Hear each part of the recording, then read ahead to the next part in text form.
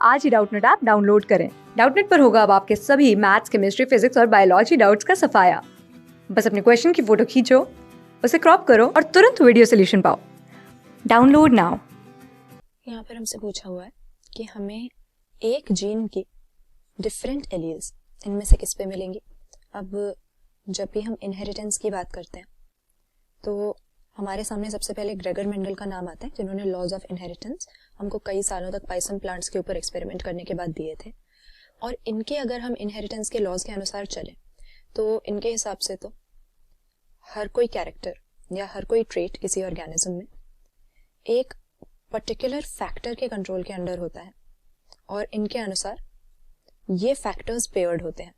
तो ऐसी टर्म्स वो इसलिए यूज करते थे क्योंकि उस समय पर मेंडल को जेनेटिक्स के बारे में या इनहेरिटेंस के मैकेनिज्म के बारे में कोई नॉलेज नहीं थी। वो केवल ये जानना चाहते थे कि किस पैटर्न में पेरेंट्स जो हैं ये अपनी अगली जनरेशन को या अपनी प्रोजेनी को अपने कैरेक्टर्स पास ऑन करते हैं। तो जिन्हें वो फैक्टर्स कह रहे थे, असल में आज हम उन्हें जीन्स के रूप में जानते हैं, जो कि इनहेरिटेंस के या हेरिडिटी के ऐसे यूनिट्स हैं जो हमारे जीनोम में, हमारे जेनेटिक मटेरियल में हमको मिलते हैं। और हमारा जेनेटिक मटेरियल हम जानते हैं क्रोमोसोम्स नाम के डिस्टिंक्ट स्ट्रक्चर्स में डिविजिबल होता है। तो हमारे क्रोमोसोम्स के ऊपर ही ये जीन्स लोकेटेड होती हैं जिन्हें मेंडल फैक्टर्स कहते थे और इनहेरिटेंस के लिए रिस्पॉन्सिबल मानते थे। और आज हम जानते हैं कि एक पर्टिकुलर जीन जो किसी एक कैरेक्टरिस्टिक को कंट्रोल कर रही है, इसके हमें स्लाइटली डिफरेंट फॉर्म्स मिल सकते हैं। तो मेंडल के अनुसार तो एक जीन के जो ये स्लाइटली डिफरेंट फॉर्म्स थे, इसी को ये पेयर्ड फैक्टर्स कह रहे थे, लेकिन आज हम इन्हें एलील्स के नाम से जानते हैं। तो दो तरह की एलील्स हमारे पास में होती हैं, हमें पता है। एक जो है डोमिनेंट, जो कि हमेशा ही खुद को एक्सप्रेस करेगी, और दूसरी रिसेसिव, जो कि डोमिनेंट वाली के सामने सप्रेस हो जाएगी। तो ये बेसिकली एक ही जीन होती है जो स्लाइटली ऑल्टर हो गई है, और इसीलिए जो जीन प्रोडक्ट इससे बनता है वो भी स्लाइटली डिफरेंट हो सकता है। तो एलील की हम क्या डेफिनेशन दे सकते हैं? एक ही जीन के स्लाइटली डिफरेंट फॉर्म्स को एलील्स कहा जाता है। और अगर हम देखें कि एक ही जीन के दो डिफरेंट एलील्स कहाँ पर मौजूद होंगे, तो हम देखते हैं कि हमारे किसी भी हायर ऑर्गेनिज्म की अगर हम बात करें तो उसके बॉडी के जो वेजिटेटिव सेल्स होते हैं, जो सोमैटिक सेल्स होते हैं, इनमें हमें क्रोमोसोम नंबर क्या मिलता है? 2n मिलता है। यानी ज्यादातर जो हमारे सोमैटिक सेल्स हैं ये डिप्लॉयड कंडीशन शो करते हैं। अब वैसे तो अगर हम किसी ऑर्गेनिज्म का जीनोम देखें तो इसके जीनोम में हमें फिक्स नंबर मिलेगा क्रोमोसोम्स का, और हेप्लॉइड नंबर जो होता है, मतलब यहाँ पर क्रोमोसोम्स का एक सिंगल सेट है, सारे क्रोमोसोम एक एक हैं।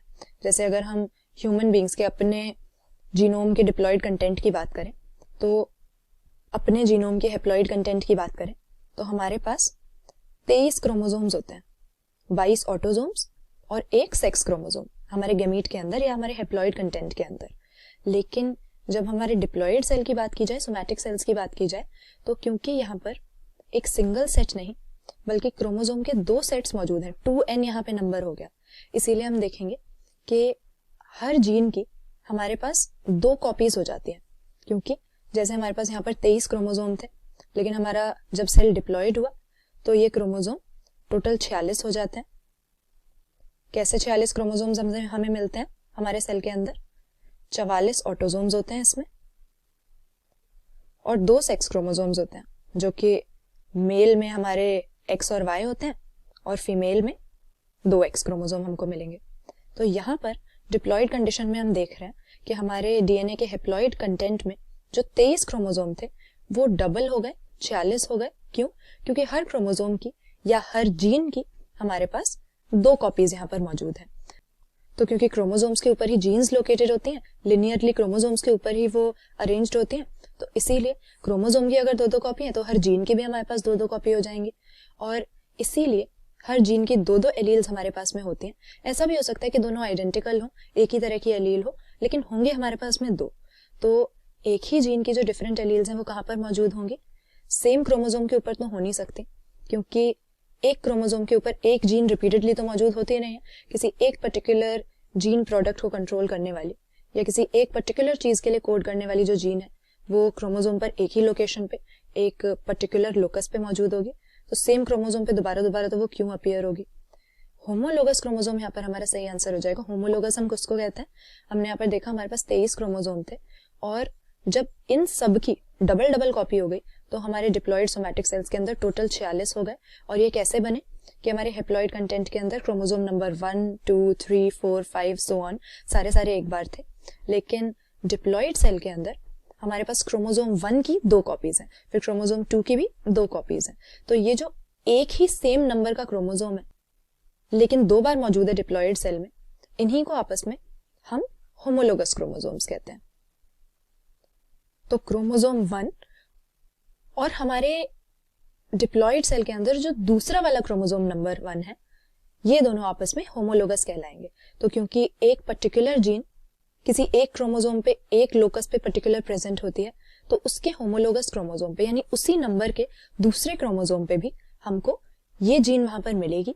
तो उसकी दूसरी एलील भी मिल सकती है, सिमिलर एलील भी मिल सकती है, लेकिन उस जीन की एलील हमें उसके होमोलोगस क्रोमोसोम पे सेम लोकस पर प्रेजेंट मिलेगी। तो यहाँ पर नॉन होमोलोगस तो कोई मतलब ही नहीं है, क्योंकि जिस चीज की जीन क्रोमोसोम नंबर 1 पे मिलती है या 2 पे मिलती है, हमें वहां पर दूसरे क्रोमोसोम्स के सेट में भी वो उसी नंबर के क्रोमोसोम पे मिलेगी, नॉन होमोलोगस पे नहीं मिल सकती। और एनी क्रोमोसोम्स में यहाँ पे कोई रेलेवेंट नहीं है, तो सही आंसर केवल हमारा ऑप्शन बी हो सकता है। डिप्लॉइड सेल में हर क्रोमोसोम की 2 कॉपी होती हैं और एक पर्टिकुलर जीन की जो 2 डिफरेंट एलील्स हमारे पास मौजूद हो सकती हैं, वो सेम नंबर के ही क्रोमोसोम पे मिल सकती हैं, होमोलोगस क्रोमोसोम पे, क्योंकि genes chromosomal theory of inheritance के अनुसार क्रोमोसोम्स के ऊपर ही लिनियरली अरेंज्ड होती हैं और एक पर्टिकुलर जीन किसी क्रोमोसोम के सर्टेन लोकस पर ही मौजूद होगी, रैंडमली नहीं मिलती। क्लास 6 से 12 से लेके नीट, IIT, JEE मेंस और एडवांस के लेवल तक 10 मिलियन से ज़्यादा स्टूडेंट्स का भरोसा। आज ही डाउनलोड करें डाउटनेट ऐप या व्हाट्सएप कीजिए अपने डाउट्स 8400 400 400 पर।